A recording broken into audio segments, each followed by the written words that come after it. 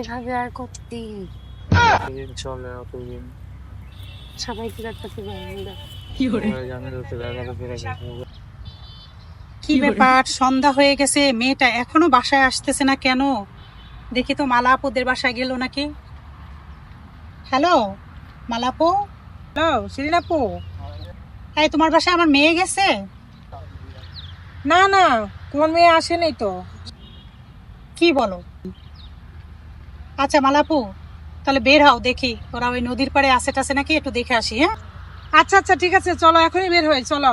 হ্যাঁ হ্যাঁ চলো, ঠিক আছে। ওদেরকে আজকে যদি পাই না, হ্যাঁ দেখবা কি করি। আচ্ছা, ছেলে মেয়ে আর মানুষ হলো না, ওদেরকে আর লেখাপড়া করে। হুম। এই না তোমার তোমার দাঁড়া দাঁড়া ছেলে? দাঁড়া দাঁড়া। এই না তোমার ছেলে? ও ওর জন্য আনছো? এই যে তোমার মেয়ে। তো সমস্যা কি কি? রে, সমস্যা কি? হ্যাঁ, আর বয়বে ভাসলে এই সব করার জন্য লেখাপড়া করাই? হ্যাঁ, এই যে মানুষগুলোকে হাসাইতেছো, কেন হাসাইতেছো? দেখো তো ওরা কি বলতেছে, দেখছো? এই চলো বাড়িতে এবার। তোমার কি লজ্জা হবে? আর শোনো, তুমি কখনো আমার মেয়ের সাথে আর মিলবে না, আর কখনো ফোন দেবে না। আমি কালকেই আমার মেয়েকে বিয়ে দেবো, দাও, ঠিক আছে?